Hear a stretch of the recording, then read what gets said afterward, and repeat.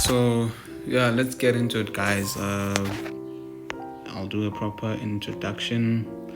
Okay, this video I'm actually doing like without an introduction. I haven't done an introduction yet, but okay, we'll figure that part out later. So let's get into the charts. So basically, what you do, or what I've found out that you do, is that you have to go on your higher time frame to start your analysis. So today, okay, no, okay, never mind. You go on your higher time frame, obviously, and then how feel more. I usually use support and resistance most of the time.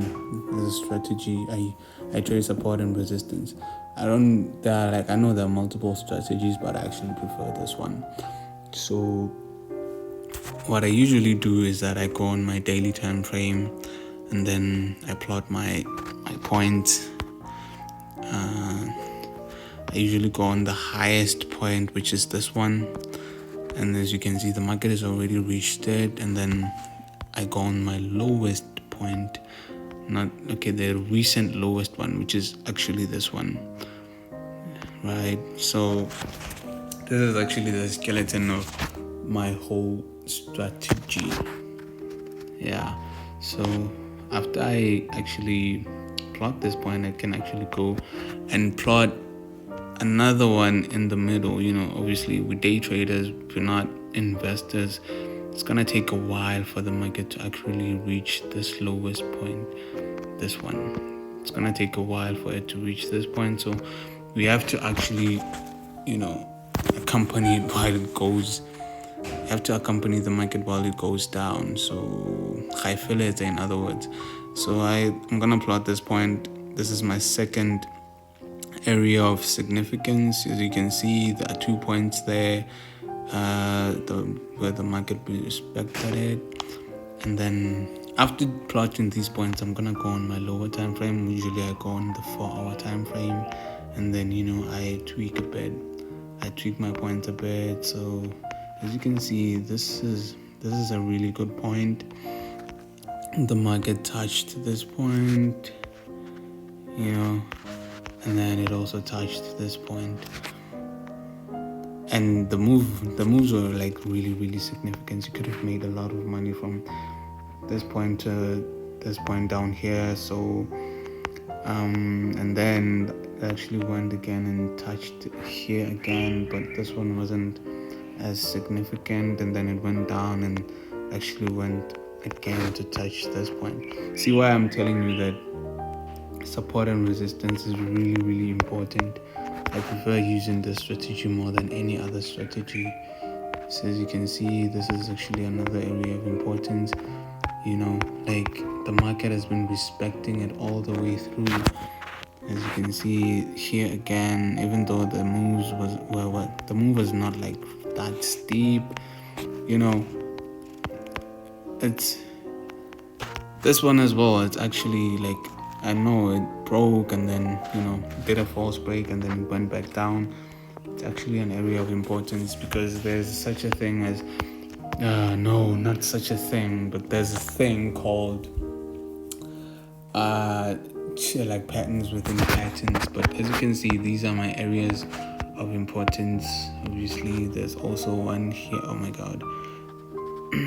There's also one here at the top, and then now the market has actually reached this point.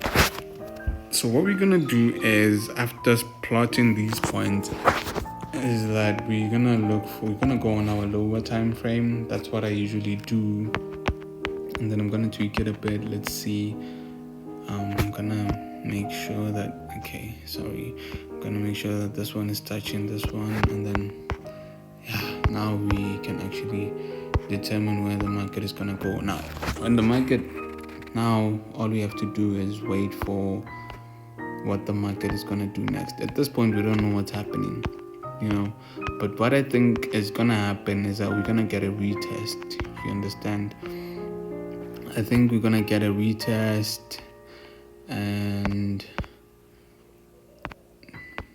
we're gonna get a retest, and then as you can see, you can actually retest all the way until this point right here.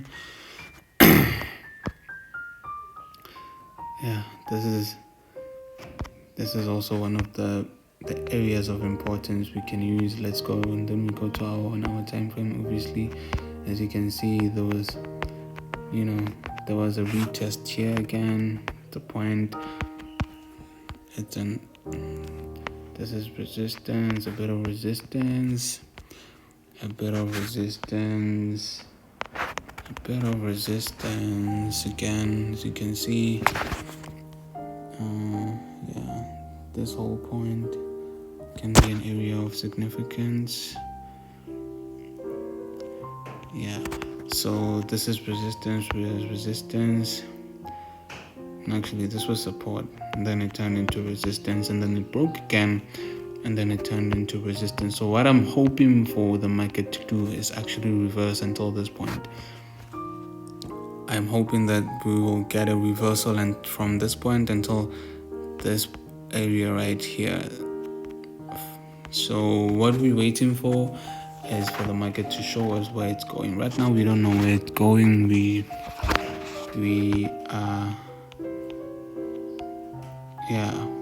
have to wait until maybe the New York session to open, and then we'll know what's gonna happen. But I'm leaning towards a short-term sell to this point right here, to this area right here. And if it breaks, I don't know where it's gonna go. Usually I don't trade breakouts like this because I'm not experienced enough to know how long the breakout is gonna last and all that. As you know, there's no point of reference like in the history of this chart. So I'm not gonna trade it. I'm gonna trade maybe I would trade maybe a retest. If the market actually breaks and then comes back here again, I will look into getting into my buys and everything. So that is what I'm seeing. So at this point, I think the market might actually do a young double top or a young head and shoulders at this point, and then when it does that, I'm gonna insert my sells, and then this is gonna be my take profit. My take profit is gonna be right here at this point right here. This is gonna be my take profit. I think I'll make a young $500 or something. Yeah. Otherwise, thank you for watching. I will actually make a follow-up video about this one to confirm if my analysis was correct. But yeah, all I'm seeing, overall, I'm seeing a sell here. I mean, look at this, this buy, man.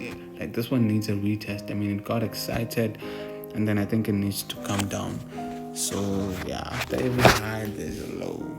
That's what Forex is about. After every high, there's a low. So there has to be a low that comes after. So I'm gonna make a follow-up video, and I will see you next time.